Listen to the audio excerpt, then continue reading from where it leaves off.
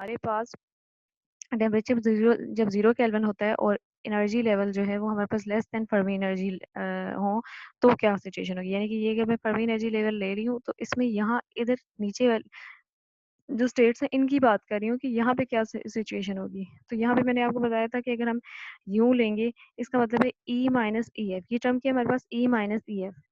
जब ई मैं छोटा ई एफ से ले रही हूँ तो इसका मतलब है इसकी कोई भी वैल्यू हो, अभी लेट्स सपोज मुझे वैल्यू नहीं भी मालूम, तो उससे मुझे पता चल जाएगा कि इसकी वैल्यू क्या होनी है, नेगेटिव आनी है। छोटी में से अगर बड़ी चीज माइनस करेंगे तो आपको पता है आपके पास जवाब क्या आएगा, नेगेटिव ही आएगा।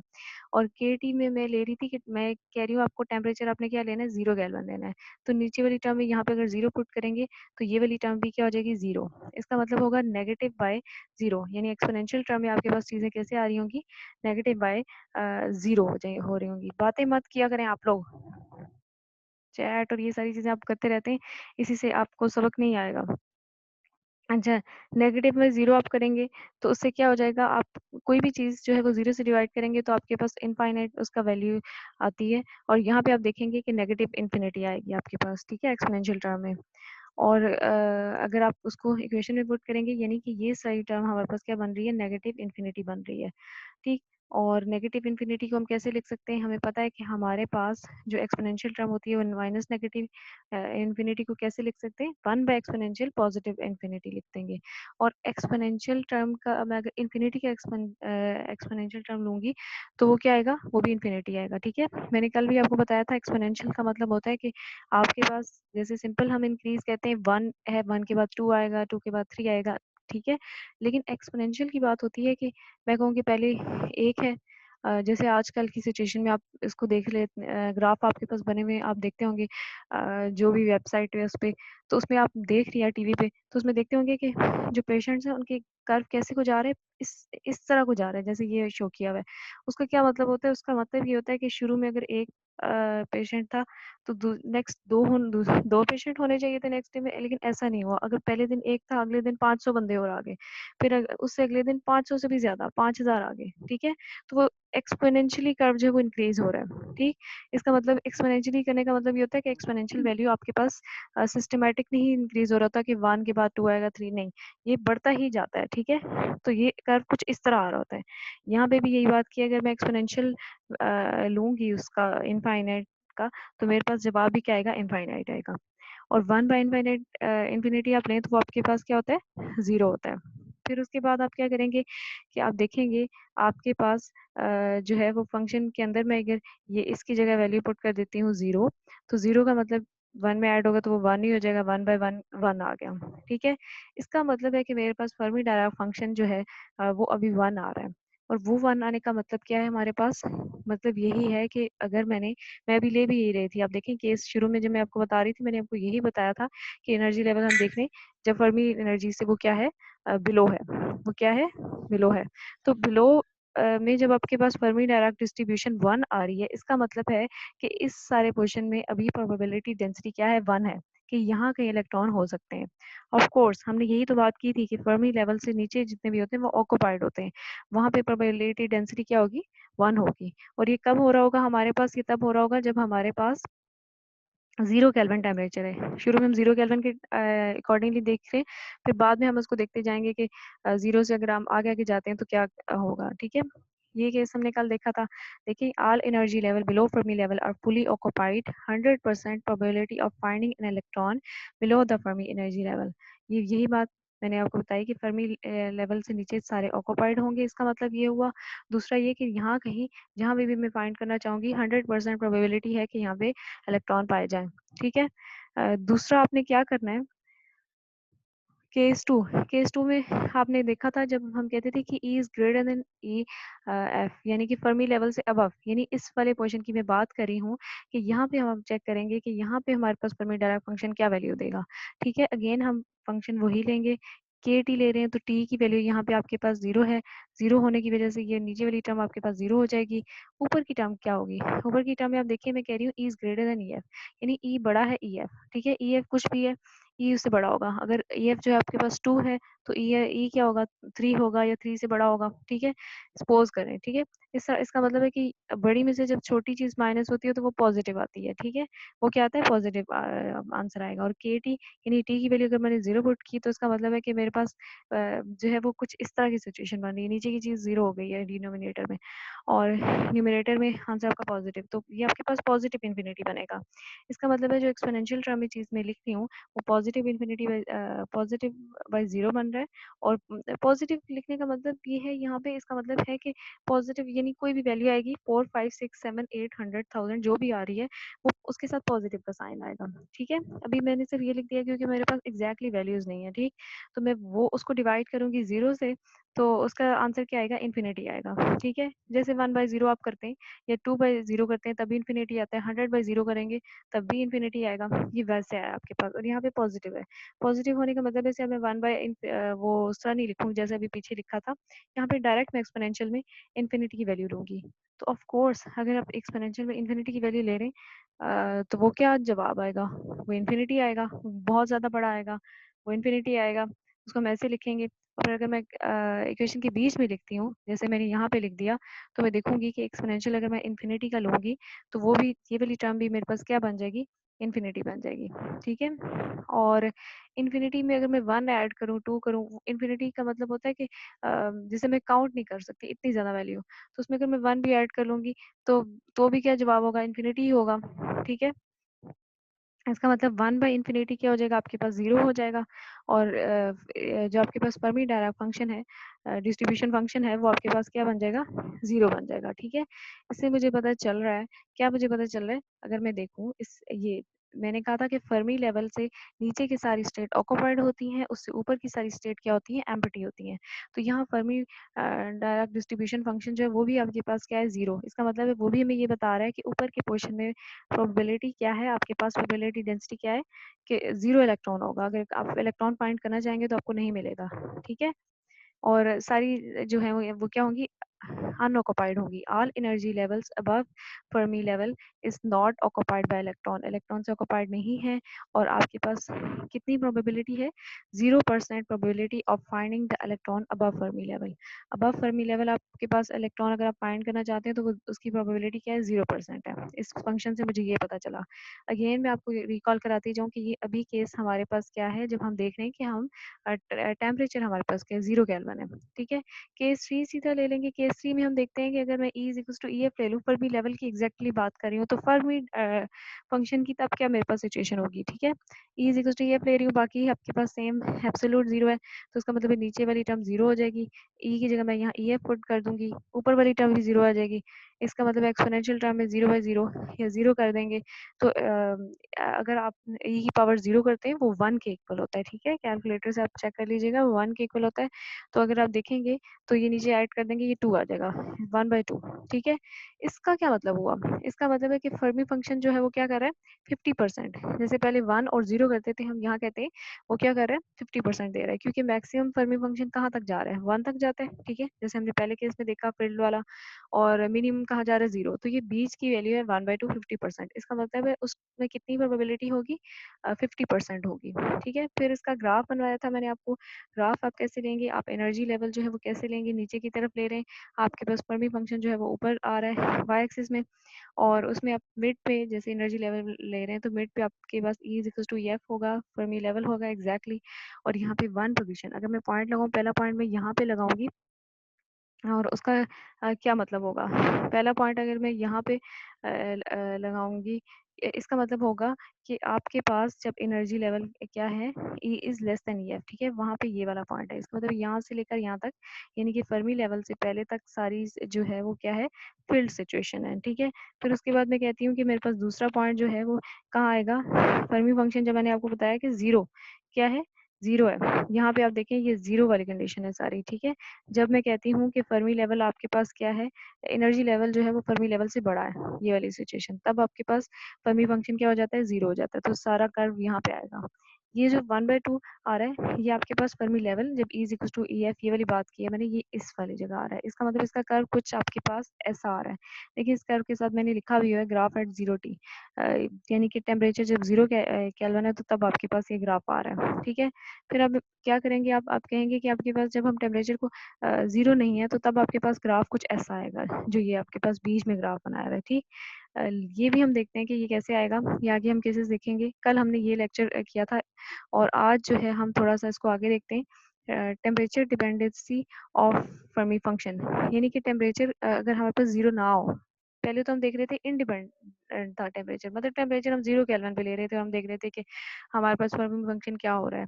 अब हम देखेंगे कि टेम्परेचर के इंक्रीज करने से या चेंज करने से आपके पास क्या सिचुएशन होगी। उसमें हम देखते हैं case 1, temperature is not equals to 0, यानी कि पहले जो अगर हम टेम्परेचर 0 पुट कर देते थे, अब हम कहेंगे कि टेम्परेचर जो है वो आपके पास क्या है, 0 नहीं है। ठीक है, और इसमें हम देखेंगे E is less than EF। ठीक है जी, क्या मसला है बच्चों? मैम आपसे एक जी बात करनी है। जी जी, मैम वो कनेक्ट ही नहीं हो रहा था, अभी कनेक्ट हुआ है तो लड़कियां कह रही हैं अटेंडेंस हो गया तो आपसे। कौन है आप? Ma'am Nimran please. अच्छा, निम्रा एंड पे फिर मुझे बता दीजिएगा। ठीक है, ओके मैम। निम्रा हफीज है ना आप? ठीक है, निमरान प्लीज। नफीस, ठीक है। अच्छा, यहाँ पे आप मैम देखें। जी बेटा। जी जी, मायरा बोल रही है, कौन बोल रहा है? मैम मायरा बोल रही है मैम, उसका भी लेट कनेक्ट हुआ है तो ठीक शायद है, इसी वजह से मायरा वो का भी लगा देंगे। मायरा का मेरे ख्याल से मैंने लगा दिया था, क्योंकि वो पहले भी शायद कनेक्ट हुई थी। तो एंड पे देख लेते हैं। ठीक है मैम मैं जी, प्रेजेंट हूँ, मेरा बार बार डिस्कनेक्ट हो जाता था। मायरा ठीक है मायरा, बच्चे अभी लेक्चर थोड़ा पढ़ लेते हैं। ठीक है, तो इसके बाद मैं आपका लगा देती हूँ।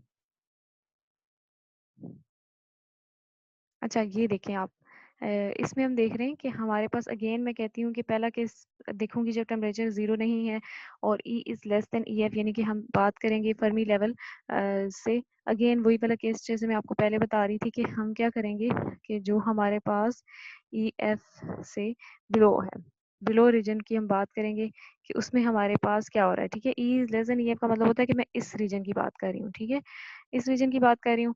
और फिर इस पे आप देखें कि आपके पास क्या सिचुएशन हो रही होगी। फर्मी फंक्शन आपके पास कुछ ऐसा बन रहा है। ठीक है, अब E is less than EF का मतलब क्या है? E is less than EF का मतलब ये है कि आप यहाँ पे जो है आपके पास ये वैल्यू छोटी है EF से, छोटी में से अगर बड़ी वैल्यू हम माइनस करें, यानी कि यहाँ पे आप जैसे छोटी में से बड़ी माइनस करेंगे तो आपके पास जवाब क्या आएगा? नेगेटिव आएगा। ठीक है, नीचे आप KT कह रहे हैं, टेम्परेचर उन्होंने लिया, टेम्परेचर कुछ भी ले लेंगे हम, और K जो है वो आपके पास क्या है? बोल्ट्जमैन कांस्टेंट है, तो उसकी वजह से आपके पास जवाब क्या आएगा? वो ये वाला जो है, इसका आंसर हमेशा पॉजिटिव ही आएगा।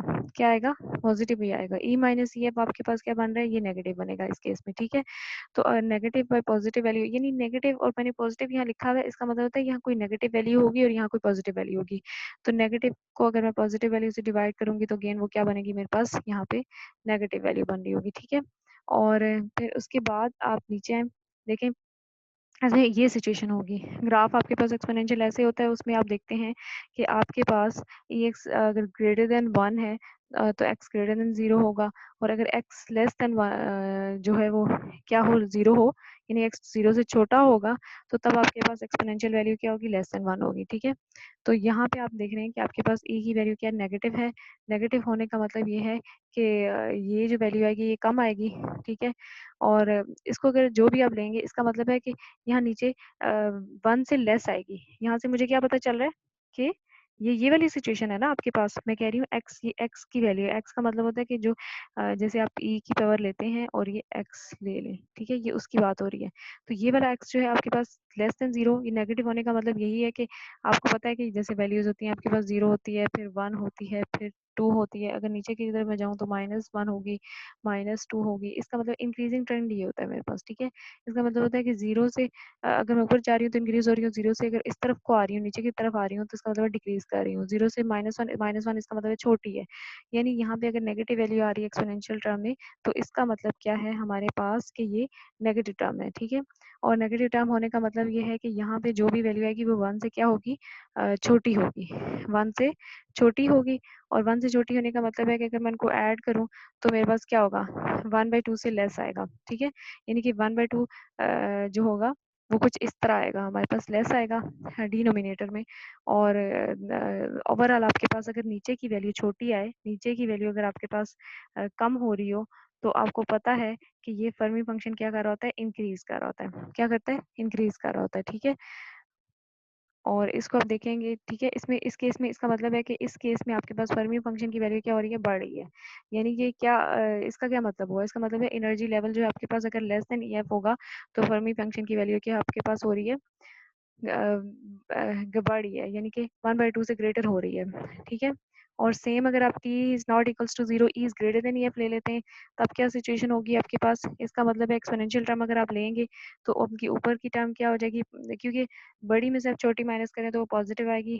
KT आप ले रहे हैं, टेम्परेचर कोई भी ले रहे हैं आप, तो बोल्ट्जमैन कांस्टेंट वो मल्टीप्लाई होकर के जो भी वैल्यू देंगे वो आपके पास कांस्टेंट टर्म आएगी। इसका मतलब है एक्सपोनेंशियल की टर्म यहाँ पे क्या आ रही है, पॉजिटिव आ रही है। पॉजिटिव क्या होगी, पॉजिटिव होगी, तो ये वाली सिचुएशन होगी। मैंने आपको कहा था x अगर बड़ा होगा 0 से तो EX ग्रेटर देन 1 होगा। इसका मतलब है कि डिनोमिनेटर में आपके पास वैल्यू क्या होगी, ग्रेटर देन 2 होगी, ग्रेटर देन 2 होगी, ठीक है।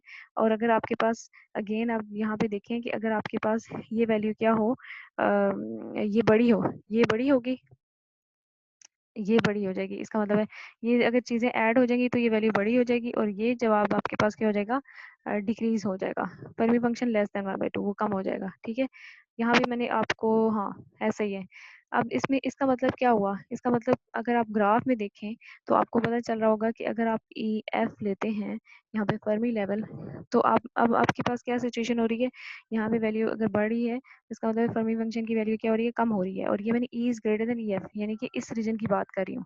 इसका मतलब है कि फर्मी फंक्शन की वैल्यू यहाँ पे क्या कर रही है, डिक्रीज कर रही है, ठीक है। ये इस तरह की सिचुएशन बन रही है इसमें।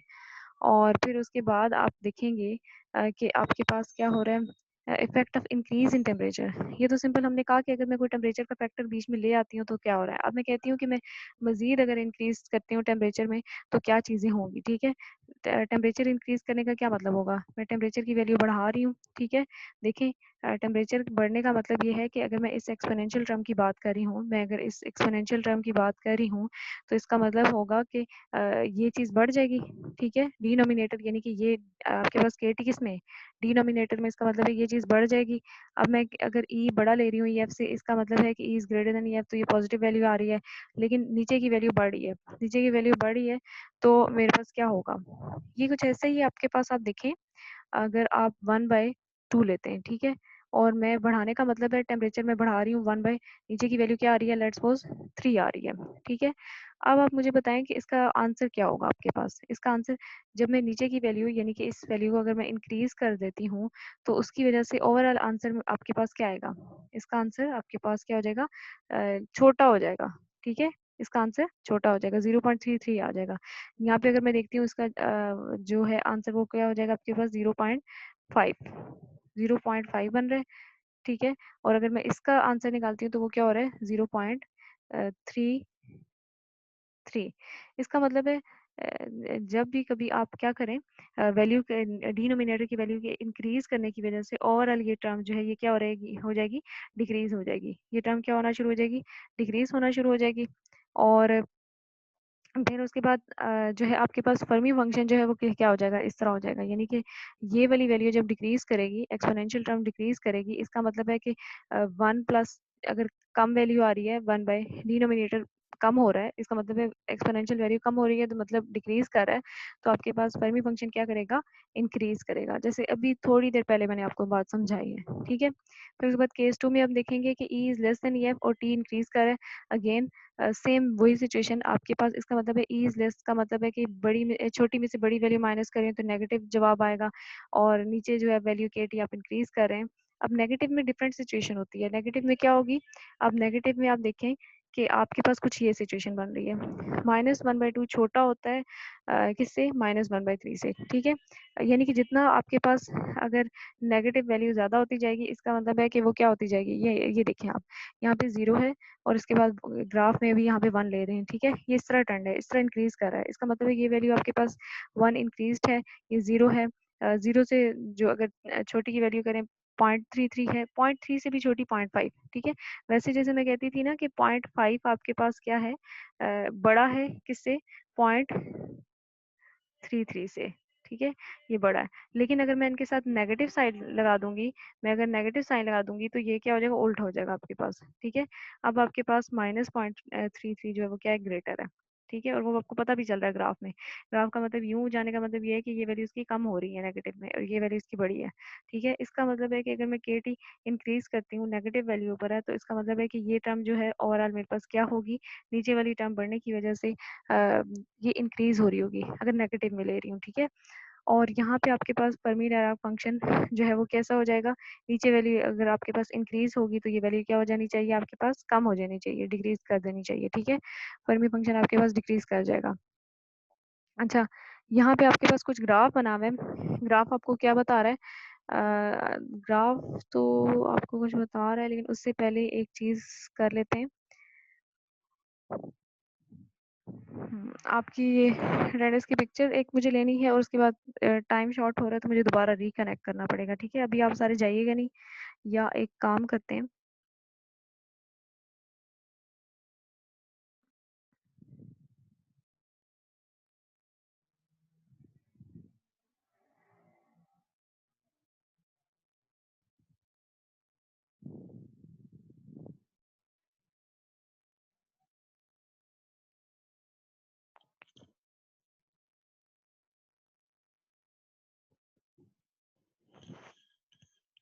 आप बच्चों अभी मैं ये सेशन एंड कर रही हूँ, क्योंकि वो कह रहे हैं कि आपका सेशन जो है वो एंड होने वाला है, और इसलिए जो है क्या करें आप सारे जो है वो दोबारा आइएगा, ठीक है। मैं इसको एंड करती हूँ, और आपने क्या करना है, दोबारा आना है।